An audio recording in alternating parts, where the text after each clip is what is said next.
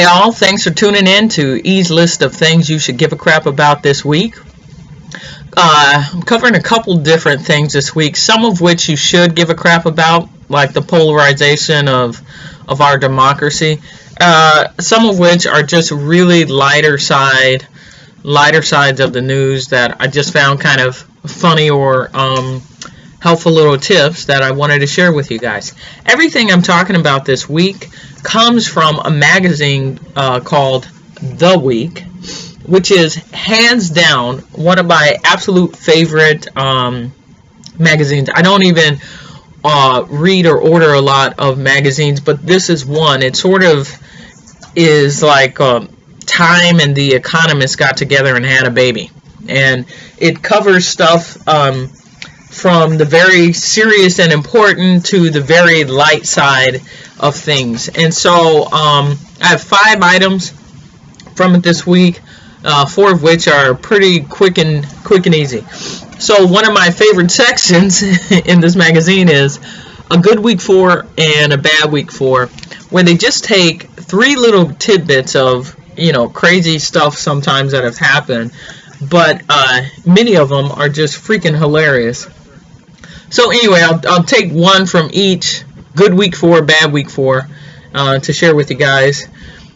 Good week 4, playing defense after 2,592,000 commemorative World Cup condoms were sold in Brazil in 2 weeks. So I'm not really sure what you do with a commemorative condom. It seems like once you use it, you probably don't want to keep it around and show it to people. So I'm not sure. At the same time, am I shocked that Brazil would be the country that would come out and sell 2.5 million commemorative condoms? Not really. We are talking about the same country that literally ran out of silicone leading up to Carnival a few years ago. Wait, let me say that again. The country ran out of silicone because so many women were getting breast implants to look their best going into Carnival. So, big ups, Brazil. You guys know how to party. Bad week 4, playing fireman, after a Pennsylvania woman climbed 40 feet up a tree to rescue a cat, only to realize she couldn't make it back down herself. No kidding. How do you think the cat got stuck up there? And cats have better moves than most humans, I have to say. I give them that. I don't like living under a feline occupation, but I have learned a thing or two about them. Firefighters had to rescue both Tara Dennis, 21, and the stranded kitty. I don't even think it was her cat. I think it was just a random cat. Normally, this is a quote, normally we recommend people just let animals come down by themselves. In other words, the PC's not saying is so that we don't have to come out here and rescue humans that weren't thinking enough about the fact that they can't maneuver up a tree or down a tree any better than most of these animals. So anyway, I thought both of those were pretty funny. And then in a helpful tip or two for I don't have small children any longer. Thankfully, I like visiting with them, but I also like being able to go home. Anyway, I have some friends who are expecting, and I'm very excited for them, in addition to friends with young kids. So, 2 items in this section, the best of, and usually they have a different theme, the best of, scooters or the best of whatever. So this week it's the best of traveling with kids. So one thing they have on here for folks with toddlers or younger kids, and you're moving around in crowds, it's this Flip It tracker, this deal right here. And what it says is a child wearing this watch-like device can't get lost for long in a crowded airport or amusement park. Or how about the Mall of America? Can we just start with the Mall of America? Parents can use their smartphones to spot its location, and the Flip It can make or receive calls to or from 5 pre-programmed numbers. So that's pretty cool. Gives you some peace of mind in terms of keeping up with the kid. Hopefully, because it costs a chunk of change. It's like $200 for one of these. So if you have like 5 kids, 7 and under, I wouldn't recommend it because that's a serious investment. I'd just like tie them together with a rope or something. That seems more economical and gives you the same effect. The second item is this Baby Zen yo-yo stroller. So this thing is it's a super packable pram designed for tots up to 33 pounds. I gotta stop right there. Here, let me just say this. One of my websites is mykidsabrat.com.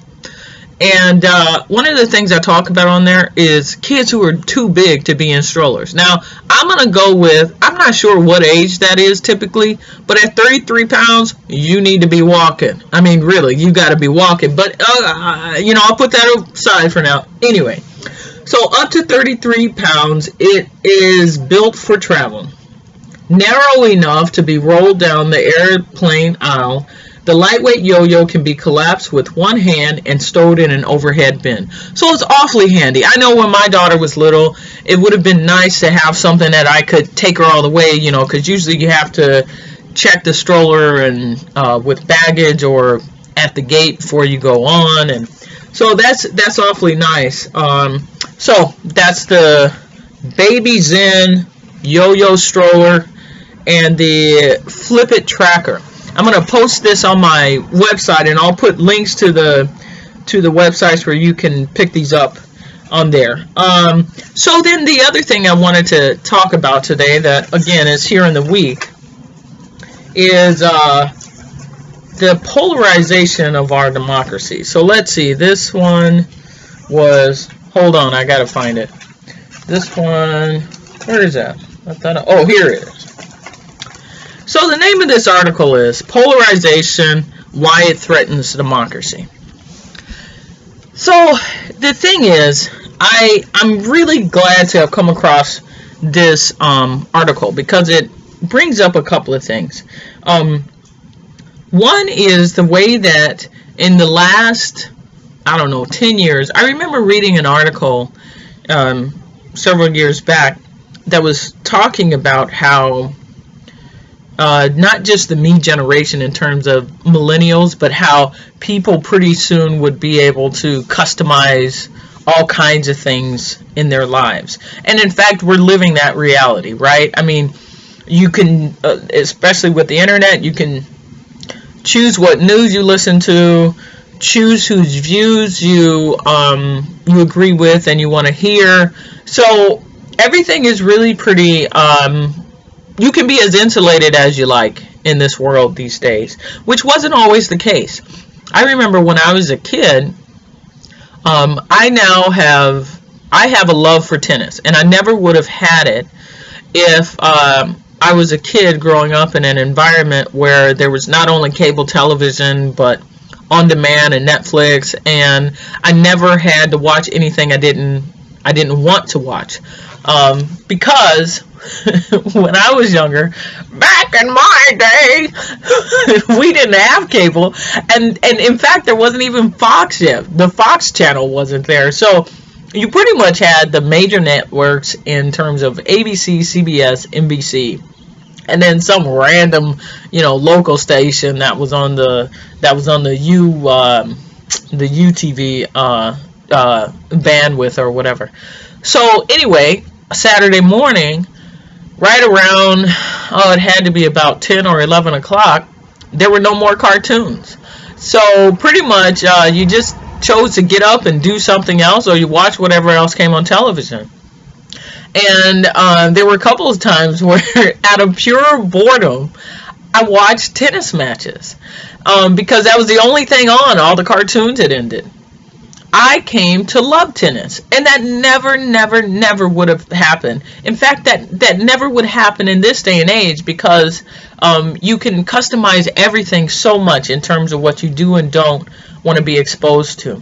So what this article is talking about is how that exposure and reinforcing your already established views is hurting our democracy. And this isn't just a matter of politics as usual.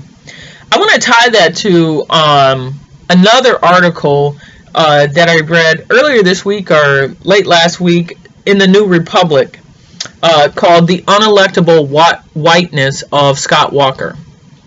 So Scott Walker is the governor in Wisconsin. The governor, and I live in Wisconsin, so he's our governor. He's the governor of Wisconsin.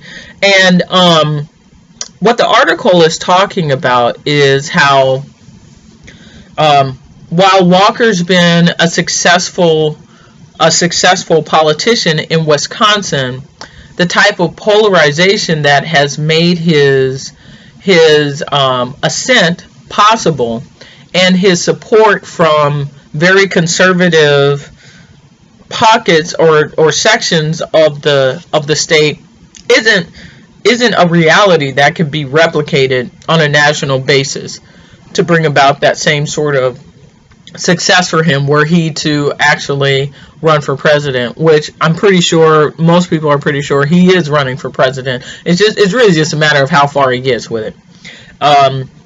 So the reason I'm bringing this up is one of the things in the New Republic article that they talked about is the unflinching support of Walker by the conservative AM radio talk show hosts. So in a world where you choose what you listen to, and what you listen to or read only reinforces what you already think, we are losing that ability to really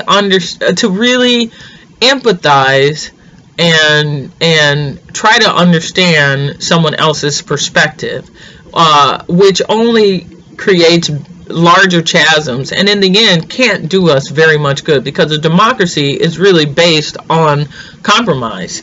I was temporarily staying with some friends of mine in northwestern Wisconsin at one point, and they had a very good friend, kind man, who helped them with things around the house, and he was a good friend. So he would come over often. This guy was super conservative, but also the kindest man you could ever know. And I so loved having conversations with him because our views were so different. But that's part of learning to live with people, right? I mean, when you're in a family, there are lots of things that you learn to compromise on because you have to. And the problem today is that when it comes to our politics, we don't have to, right? No one has to compromise, and it's just creating a completely toxic environment. So where am I going with all this? At 12 minutes and 51 seconds. I got to wrap this up because I can talk too long. So what I'm saying is, I know. This is the other thing I was going to say. Another thing that happened this week is that the Supreme Court agreed to hear a case that basically has to do with, there is something about a guy describing killing his estranged wife on Facebook, and basically what the case that they're willing to hear boils down to is, what are the limitations on free speech, and where's that line that crosses over to hate speech? It reminds me of Rwanda and the massacres that happened there 20 years ago. Their words are powerful, and I think all of these things combined, having the ability to be very centric in your views and have those reinforced through all of the customizable ways you can just choose to listen to what is already in agreement with what you think. Talk radio and different ways that people get news that encourage sort of a narrow, sometimes hateful way of viewing others, people you see as the other. And the Supreme Court case, all of this comes down to, for me, two things. One, words can hurt, and they do. In Rwanda, people were being encouraged by the radio jockeys to go out and kill their neighbors who weren't like them. Words can hurt, and they do motivate people into action.